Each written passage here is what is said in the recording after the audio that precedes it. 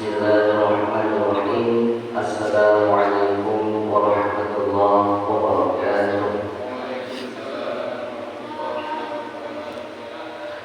Innal hamdalillah nahmaduhu wa nasta'inuhu wa nastaghfiruh wa na'udzu billahi min shururi anfusina wa min sayyiati a'malina. May yahdihillahu fala mudilla lahu wa may yudlil fala hadiya lahu.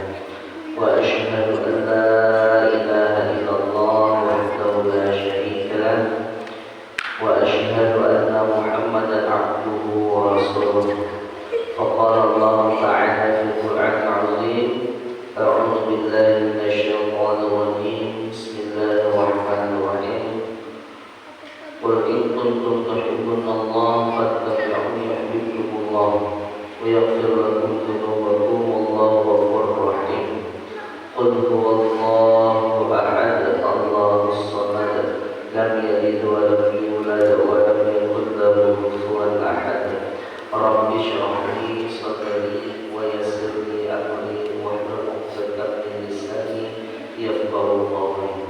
Subhanallah, alhamdulillah, wa la ilaha illallah, wallahu akbar, wa la hawla wa la quwwata illa billahil 'aliyyil 'azim.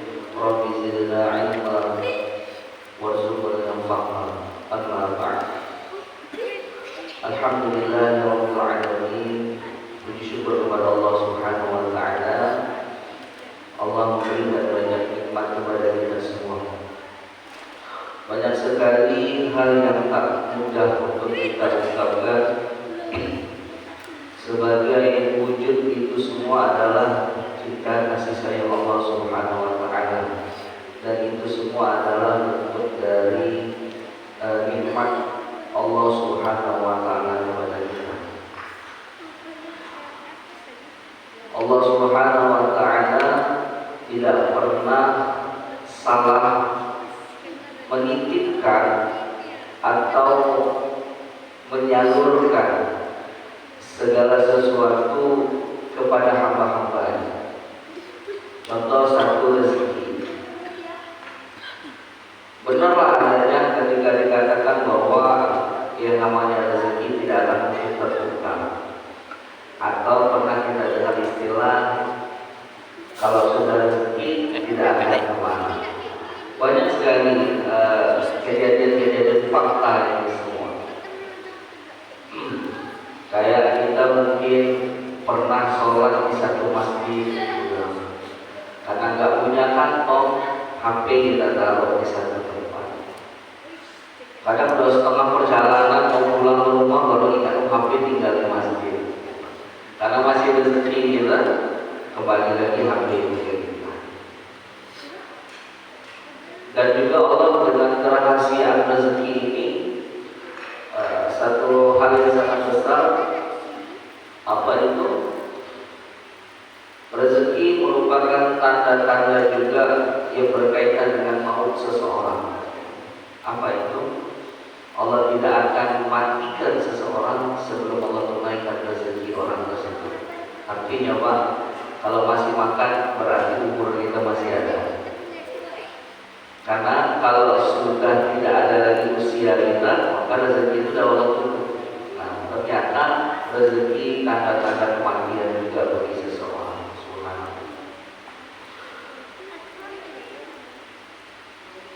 Allah Subhanahu wa taala, mengapa kita menjadi orang yang wajib bersyukur kepada Allah Subhanahu wa taala? Sampai-sampai Allah katakan, la in syakartum la azidannakum wa la in kafartum inna 'adzabi lasyadid. Bersyukurlah kalian kepadaku, maka akan aku tambahkan nikmatku atasmu. Dan janganlah kalian kufur kepadaku, ingat azabku amat pedih. Berarti secara tekstual ayat ini mengajarkan kita tentang bahwa satu, kalau kita dikasih rezeki 10.000 hari ini, kita bersyukur, berarti 10.000 ini sebentar lagi ngajak kawannya. Istilahnya seperti itu. Kalau hari ini Bapak pulang bawa mie sama telur 2 sebagai ikhtiar rezeki kepada keluarga, setelah seharian ikhtiar rezeki mencari rezeki di luar rumah, Dan sang istri bersyukur kepada Allah, alhamdulillah inilah rezeki kita hari ini Pak. Maka insya Allah atas syukur itu tadi, sebentar lagi ini dan dua telur tadi akan ngajak kawan-kawannya yang lain. Inilah teka-teki kehidupan yang sangat indah dari Allah Subhanahu wa Ta'ala. Sangat sulit kita tebak dengan akal kita, namun akan sangat indah ketika kita memahami dengan keyakinan penuh kepada Allah Subhanahu wa Ta'ala. Bapak Ibu para jamaah, sama-sama kita mengharapkan doa Allah. Sekarang saya tanya, ada enggak yang paling mencintai kita selain Allah dan Rasulullah? Ada enggak? Ada enggak yang lebih mencintai kita melebihi cinta Allah dan Rasulullah? Demi Allah enggak. Demi Allah enggak. Hatta bahkan mak bapak kita pun kalah cintanya dibandingkan Allah dan Rasulullah. Cuma masalahnya kita tidak sadar. Kita kurang memahami ini sebagai bentuk cinta Allah kepada kita.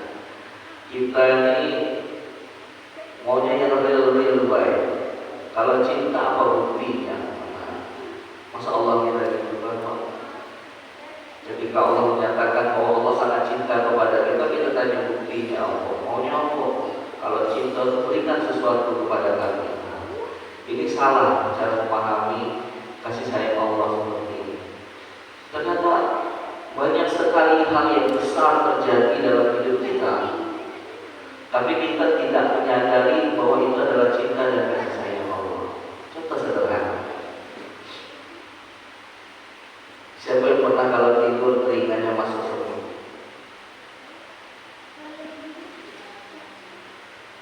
Ada Pak? Kalau tidur telinganya masuk semut, kelapang, benar? Tikus, insya Allah. Pernah nggak Bapak? Ya kalau rumah itu mengadakan sistem keamanan, kita kunci pintu, kita gembok pagar, pasang CCTV. Terhadap diri sendiri pernah tidak kita melakukan sistem pengamanan ketika kita tidur? Jarang sekali kita lakukan. Tapi pernah tidak semut masuk ke dalam telinga kita ketika kita tidur? Tidak pernah. Inilah tanda cinta dan kasih sayang Allah kepada kita. Dalam tidur pun Allah lakukan penjagaan kepada diri kita. Subhanallah. Banyak lagi jantung kita. Pernah tidak kita mempertanyakan dan memperhatikan jantung kita ketika kita hidup sehari-hari? Tidak pernah. Tapi jantung menjadi organ yang sangat penting bagi kehidupan kita. 1-2 detik saja jantung berhenti melakukan tugasnya akan sangat fatal bagi manusia. Tapi ini semua Allah yang kontrol. Allah semua yang menjaga. Subhanallah. Ibu, saya tanya ibu,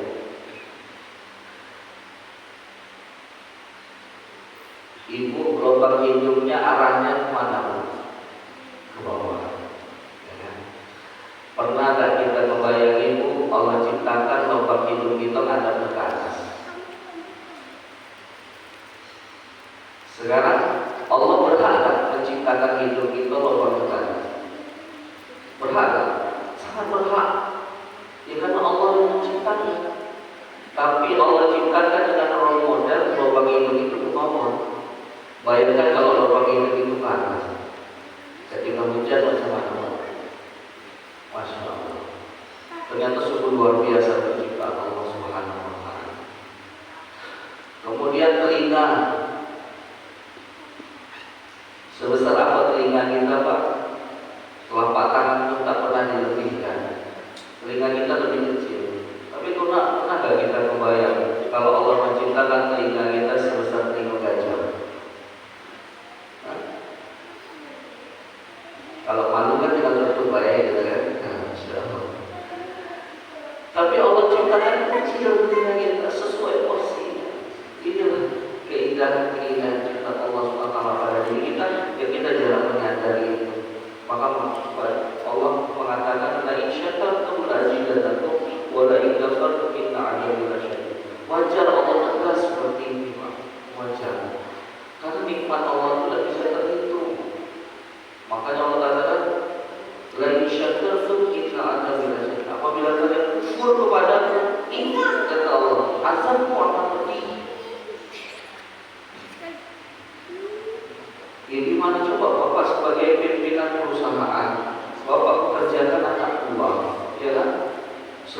gaji, Bapak sudah berikan fasilitas, ada rumah dinas, ada kendaraan dinas, gajinya luar biasa, tunjangan bla segala macam, tapi kerjanya main-main Pak. Kerjanya memang jadi toko seperti itu. Masya Allah, inilah nikmat-nikmat yang besar dari Allah SWT kepada kita. Semoga Allah SWT kita terus selalu bersyukur, karena syukur mendatangkan nikmat-nikmat Allah yang lain. Selanjutnya kepada Rasulullah SAW, sama-sama kita bersolawat dan mengucapkan Allahumma shalli ala Muhammad wa ala ali sayyidina Muhammad. Kita berharap Allah berkahi Rasulullah, keluarga, para sahabat dan orang-orang yang senantiasa bersama Rasulullah SAW dan segala sunnahnya. Bapak Ibu jemaah salat dan hidayah, rumah kalian yang sama-sama kita mengharapkan dari Allah. Saya mau tanya dulu nih Pak Ibu, saya mau tanya, mau jadi orang kaya tapi apa ya, orang yang biasa-biasa saja dari segi ekonomi, tapi sehat terus badannya, makanya kesehatan terjaga, atau jadi orang banyak duit tapi jadi member rumah sakit dan yang lain. Mana pilihannya Pak? Kalau kata infonya pengen sehat, pengen kaya, pilihan itu tak ada pilihan itu. Tapi tetap saja itu manusia selalu pengen lebih. Tapi juga ini satu doa yang tidak salah. Saya mendoakan juga semoga Bapak Ibu sekalian adalah orang yang selalu sehat tubuh dan fisiknya, tapi juga Allah kurangkan berkah dan limpahan rezekinya. Satu tujuan apa? Supaya bisa menjadi ladang amal jariah membantu perjuangan agama Allah Subhanahu wa taala. Bapak-bapak, ibu-ibu, jamaah salat sunnah sama-sama kita mengharapkan ridha Allah. Jadi kita mengangkat sebuah tema nikmat menjadi orang yang bermanfaat. Hadis Rasulullah SAW mengatakan adalah khairun nas anfa'uhum linnas. Ini fenomenal sekali hadis ini. Banyak sekali yang hafal. Bahkan anak-anak yang baru mau tumbuh sudah banyak yang hafal hadis ini. Bahkan sebagian orang saking terkagum-kagumnya dengan redaksi hadis ini menjadikannya sebagai foto hidup. Dan saking hebatnya caleg-caleg pun diberikan di jargon untuk dia pencitraan. Ya kan, semuanya gitu. Kan saya mau berbuat khairun nas tanfa'uhum linnas. Salah nggak ya? Nggak salah, mudah-mudahan dia mengaplikasikan hadis ini secara benar. Bisa nggak kita seperti itu? Mampu nggak kita seperti itu? Mampu. Kenapa? Karena hakikatnya kita diciptakan Allah Subhanahu wa taala sudah dengan stella kita ini pencipta kebaikan. Stelanya sudah seperti itu. Fitrahnya manusia ini suka dengan kebaikan dan tidak suka dengan keburukan. Itu adalah fitrah penciptaan Allah Subhanahu wa taala. Ini dikuatkan dengan dalil. Allah katakan, "A'udzu billahi minasyaitonir rajim. Laqad khalaqnal insana fi ahsani taqwim." Laqad itu kalimat tahqiq. Lalu tahqiq muat juga. Kalau dalam bahasa Arab itu sungguh gitu kan. Tapi kalau dalam bahasa Jawi itu, kalau kita ingin menunjukkan ke seseorang tentang ini pasti gitu. Apa bahasa itu? Ilmiah gitu. Ilmiah gitu. Laqad khalaqnal insana fi ahsani taqwim. Sungguh kami telah menciptakan manusia itu dengan penciptaan ahsani taqwim. Dengan penciptaan yang terbaik. Allah tidak pakai kata hasan, tapi Allah pakai kata ahsan. Level kata ahsan itu di atas kata hasan. Kalau hasan ini baik, tapi kalau ahsan itu terbaik. Allah telah janji bahwa kita diciptakan dengan sebaik-baiknya penciptaan. Berarti manusia berpotensi menjadi makhluk bermanfaat untuk orang lain. Nah, sekarang pertanyaannya, bagaimana kita memanfaatkan potensi yang sudah Allah berikan kita. Apakah segampang itu Ustaz kita bisa menjadi manusia yang bermanfaat? Tidak segampang itu Pak. Ujiannya luar biasa. Ujiannya luar biasa. Ketika pemanfaatan menjadi orang bermanfaat itu melalui fisik, maka ujiannya adalah fisik saya gunakan untuk yang lain. Fisik saya sudah lelah, saya gunakan untuk kerja. Fisik saya sudah lelah, saya gunakan untuk aktivitas pribadi saya. Ada saja alasan. Ketika bermanfaat kepada orang lain dalam bentuk harta, istri salah satu ujiannya. Dia apa mau sedekah ke masjid? Jangan Pak. Jangan. Itu kan tak makan bakso. Ada way. Tapi inilah ujian kita. Ketika kita mampu melewati itu semua, Allah akan membayar melebihi dari jangkauan ekspektasi kita. Allah luar biasa adilnya. Ketika kita berani jor-joran kepada Allah, Allah pun tidak akan sungkan-sungkan memberikan kelayakan yang pantas kepada kita. Kan kami tidak punya ilmu kan, kasih tenaga. Dan kami tidak punya ilmu agama yang maksimal kan, kasih harta. Banyak jalan untuk kita bisa menunjukkan manfaat kepada orang lain. Kenapa Pak ini menjadi sangat penting? Dengarkan baik-baik.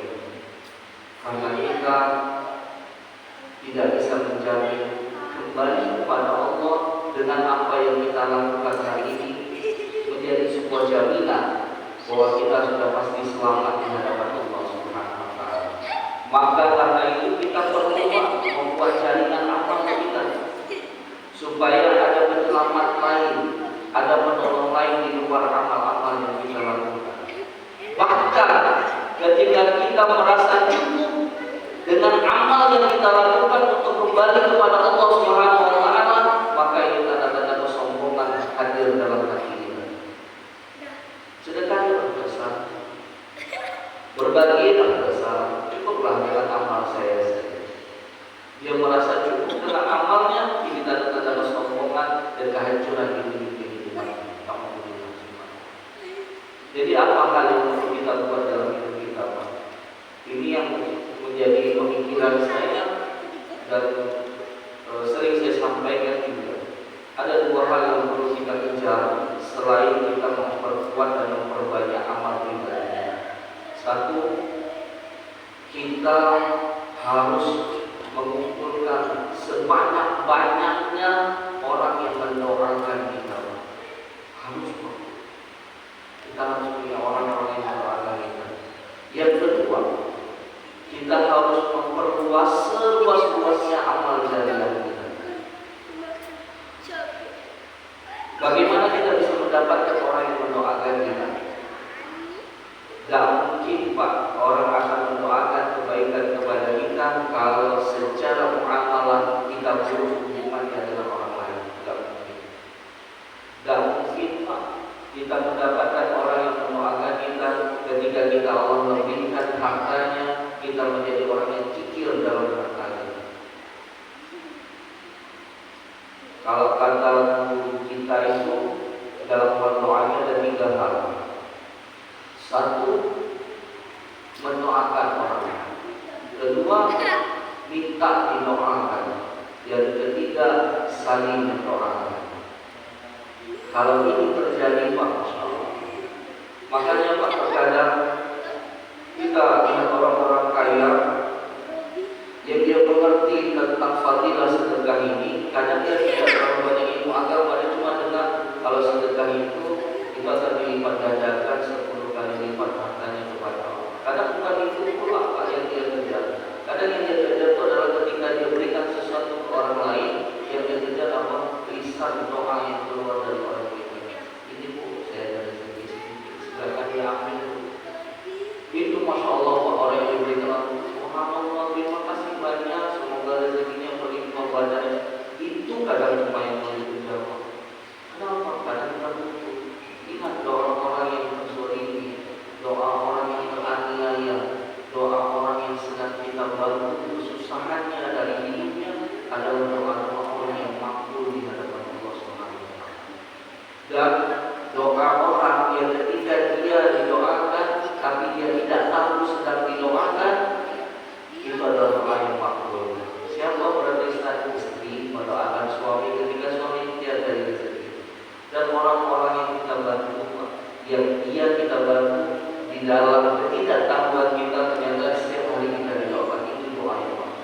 Bayangkan kalau orang yang seperti ini jumlahnya ratusan bahkan ribuan orang, nikmat gak ini? Yang kedua, amal jariah multi level amal ini perlu kita berbagi. Multi level amal, karena ini akan menjadi saksi. Kata Rasulullah SAW, pada siapa yang melakukan satu kebaikan dan dia mengajarkan kebaikan itu ke orang lain itu melakukan kebaikan yang diajarkan, maka Allah akan berikan pahala sama persis seperti orang yang diajarkan tanpa mengurangi sedikit pun. Begitu keburukan, barang siapa yang mengajarkan keburukan kepada orang lain dan orang itu melakukan keburukan yang diajarkan, maka yang mengajarkan mendapatkan dosa sebagaimana dosa yang dilakukan orang yang mengikutinya tanpa dikurangi sedikit. Kemahaan Allah Subhanahu wa Ta'ala. Ada kisah yang sangat terkenal waktu zaman Rasulullah SAW tentang bagaimana nikmatnya menjadi orang yang bermanfaat untuk orang lain. Di zaman Rasulullah SAW hidup, Rasulullah SAW itu sering melakukan kunjungan ke umatnya melihat. Sampailah Rasulullah bertemu dengan salah satu orang Yahudi yang dia buta. Apa yang dilakukan Rasulullah? Setiap kali Rasulullah mendatangi rumah itu sambil membawa roti. Kalau kita lihat roti sekarang, Pak, beda Pak dengan roti zaman Rasulullah. Roti-roti sekarang dipakai pengembang dan tepung. Ya, jadi anak balita sudah bisa makan roti, Pak. Kalau roti zaman Nabi tidak pakai pelembut, tidak pakai pengembang, Pak, keras. Kalau tidak dimakan lagi hangat, selesai. Betul, bisa melempar. Iya, yang Nabi itu dia tuh harus dimakan ketika hangat. Kalau lewat udah dingin, keras dia, Pak. Karena dia tidak pakai pengembang, dia pakai pelembut. Jadi Rasulullah SAW itu punya kebiasaan datang ke rumah itu. Rasulullah ambil roti, Rasulullah haluskan sehalus-halusnya, kemudian Rasulullah suapkan ke orang itu. Tapi apa yang diucapkan oleh orang itu? Karena dia orang Yahudi, apa kata dia? Kau tahu tak itu yang namanya Muhammad itu pembual, itu pembohong. Dia mengaku Nabi dan tenang dengan sahabat Rasulullah. Setiap hari kan. Qadarullah, singkat cerita, sampailah saatnya Rasulullah SAW meninggal dunia, sehingga kepemimpinan Islam diambil alih dan diamanahkan kepada Abu Bakar As-Siddiq. Abu Bakar As-Siddiq yang pernah menemani Rasulullah melakukan ini melanjutkan perjuangan Rasulullah ini. Kemudian Abu Bakar datang ke rumah orang yang meninggal. Apa kata orang yang meninggal? Kok lain? Kau siapa katanya? Kau siapa katanya? Kenapa? Aku orang yang biasa menyuapin. Bukan katanya. Roti yang kau suapkan kepada tidak selembut oleh yang orang sebelumnya. Tidak selembut oleh yang sebelumnya. Apa kata Abu Bakar? Wahai orang Yahudi, kau tahu tidak? Orang yang setiap hari kau caci maki, orang yang setiap hari kau hujat, itulah Rasulullah yang setiap hari datang menyuapkan roti itu. Dengan mendengar cerita itu, orang yang tadi tercengang, terkaget, dan begitu buru hatinya merasa bersalah dan takut. Apa akhirnya? Sebab itu hidayah Allah datang orang yang dari masuk Islam. Rasulullah hanya mengandalkan berbuat baik mengimankan saudara, tapi imbalannya apa dan Allah kasih hidayah kepada saudara. Jadi kalau kita tanya Rasulullah bagaimana level amal jariahnya, Pak, jangan ditanya sama Rasulullah, itu sudah dijamin Allah masuk surga. Tapi bagaimana dengan sahabat? Ini Pak, saya bilang tadi dua hal, mengumpulkan orang-orang yang mendoakan kita dan memperluas amal jariah. Sahabat melakukan ini, sahabat Abu Bakar dan Umar. Jadi kata Nabi Nabi sampai begitu besarnya keimanan dan amal dari para sahabat. Rasulullah kata, jika satu timbangan itu diletakkan iman Abu Bakar dan Umar, dan sebelah kiri timbangan diletakkan keimanan seluruh manusia yang beriman, maka masih lebih berat iman Abu Bakar dan Umar. Kok bisa? Dua orang melebihi seluruh manusia beriman, kok bisa? Karena dari tangan mereka banyak amal jariah yang tercipta. Lewat perjuangan mereka selama ini banyak iman dan hidayah tersebar. Sehingga dengan tersebarnya orang-orang yang masuk Islam lewat perjuangan mereka, itu menjadi tambahan amal, tambahan pemberat amal ibadah mereka di hadapan Allah SWT. Bapak Ibu jemaah sholat subuh yang sama-sama kita mengharapkan keridhaan Allah. Inilah mengapa penting kita mengazamkan diri kita menjadi orang yang bermanfaat. Kalau dalam bahasa Jawi itu, kalau tidak bisa nolong, jangan jadi masalah. Kalau tidak bisa bantu, jangan dipersulit. Ini pepatah dan slogan yang sangat indah disusun oleh kedua orang tua kita. Benar adanya. Ketika kita memang tak bisa membantu, jangan kita jadi tukang penghalangnya gitu.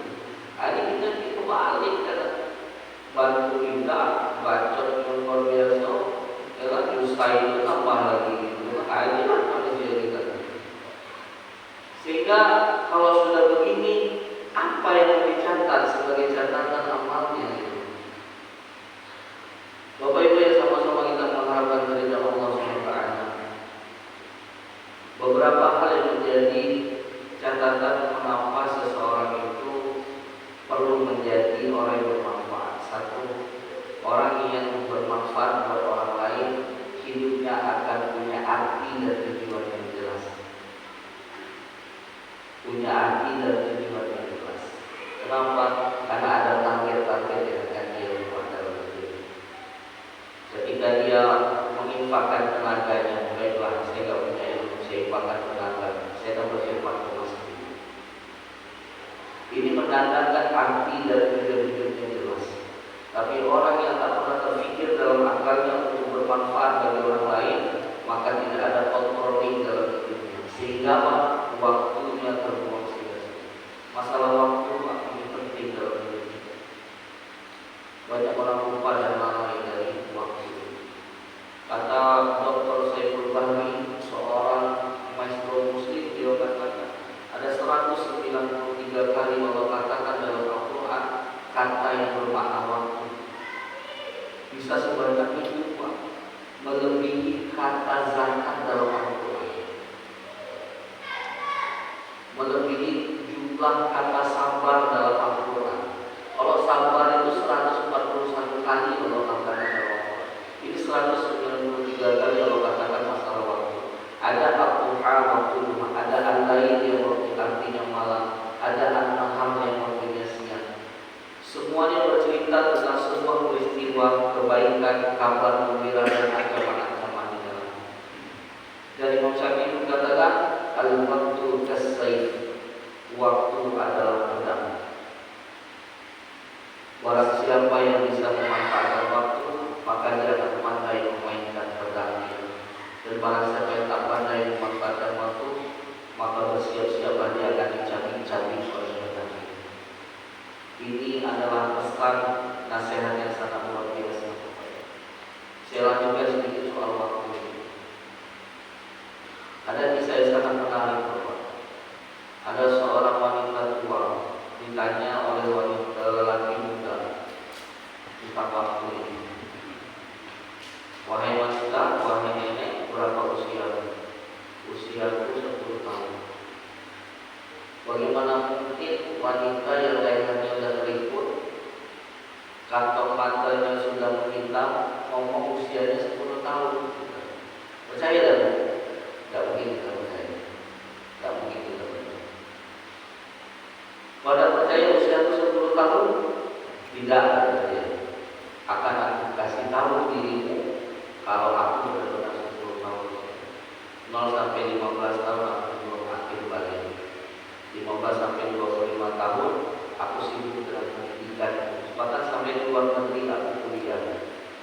25 sampai 40 tahun aku sibuk dengan karir.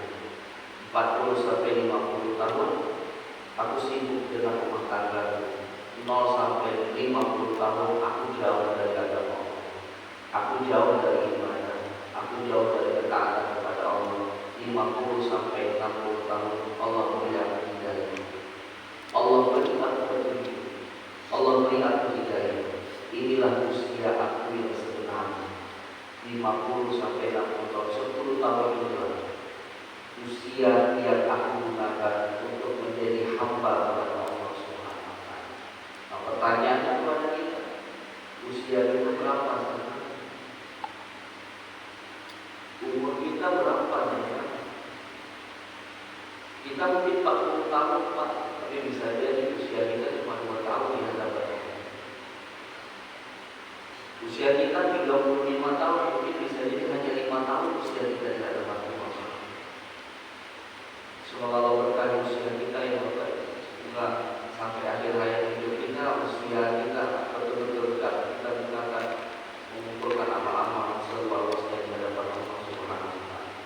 Baik, yang kedua,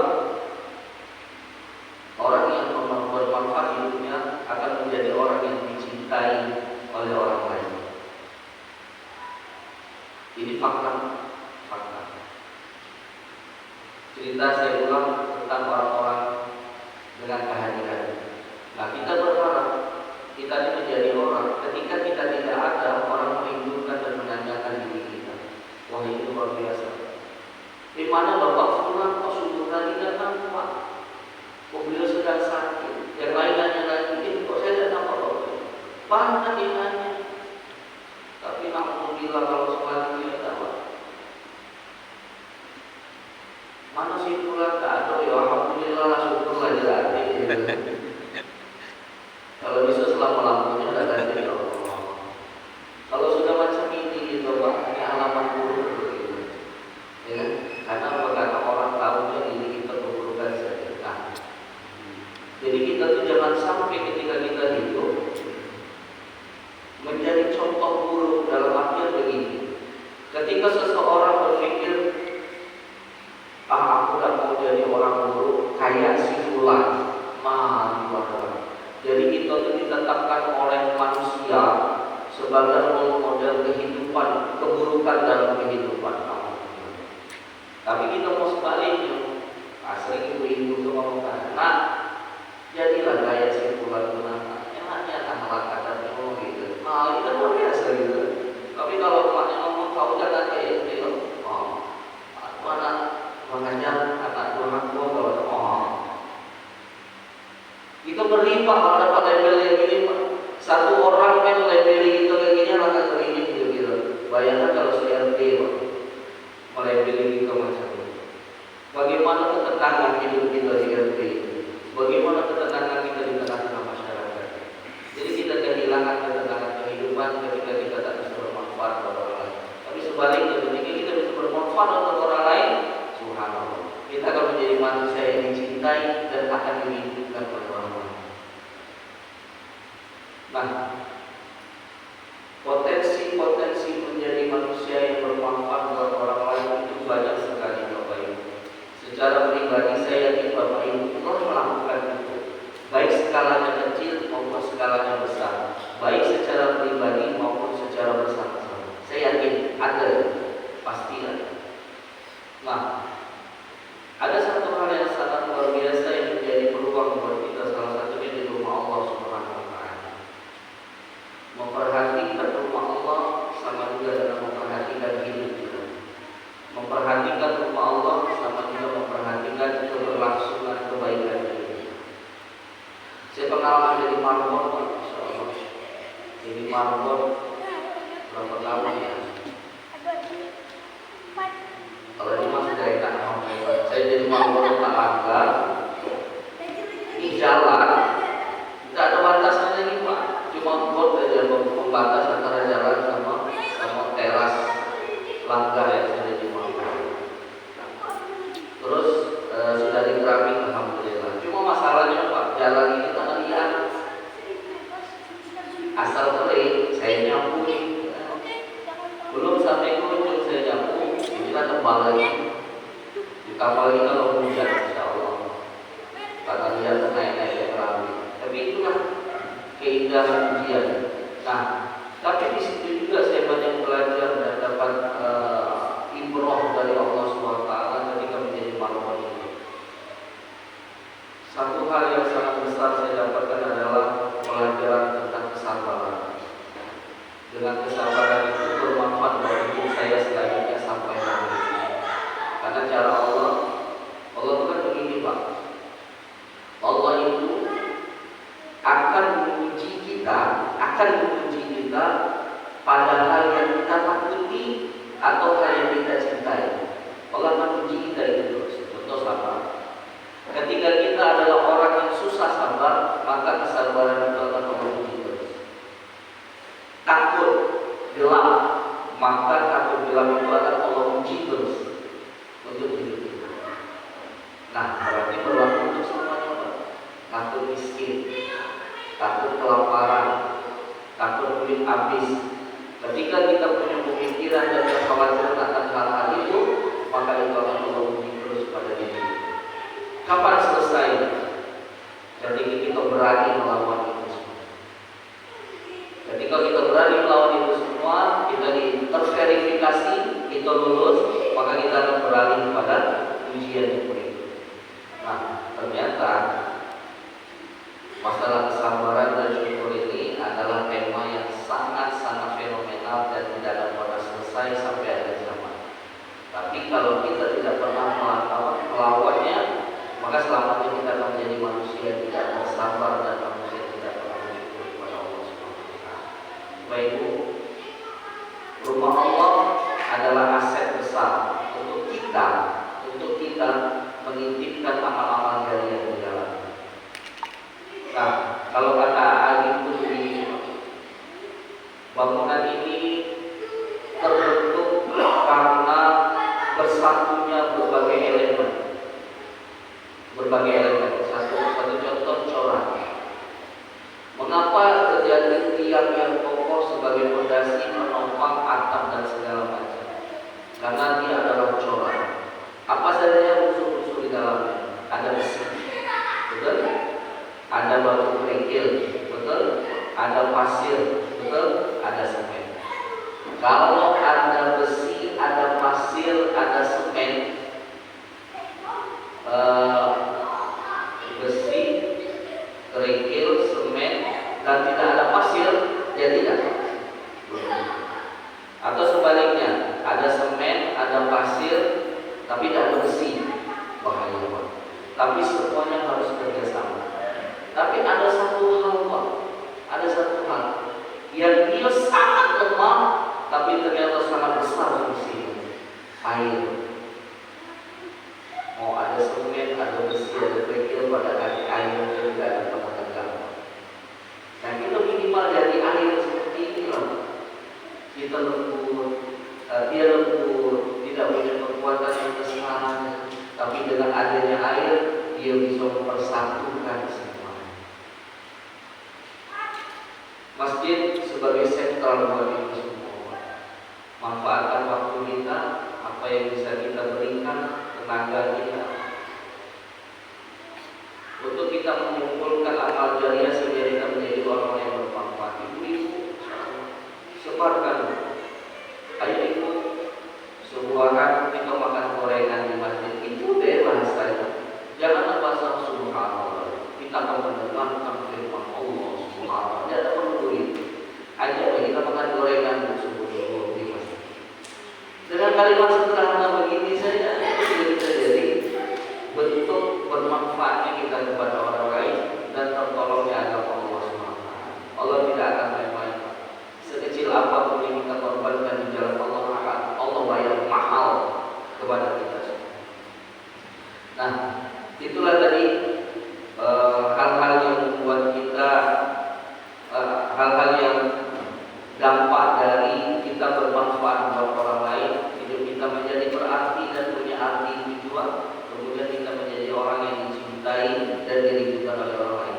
Yang terakhir pastinya kita akan menjadi manusia yang mengikuti jejak Rasulullah SAW dan kita akan menjadi hamba yang sangat Allah cintai. Kenapa? sedang kita jalankan. Tugas kita sebagai manusia, sebagai hamba Allah di muka bumi ini sedang kita tunaikan. Oleh karena itu menghadirkan cinta yang besar dari Allah dan Rasulullah SAW. Wallahu a'lam bishawab. Ini yang bisa saya bagikan. Selebihnya kita bisa diskusi. Assalamualaikum warahmatullahi wabarakatuh. Waalaikumsalam. Baik Bapak Ibu sekalian yang dirahmati Allah,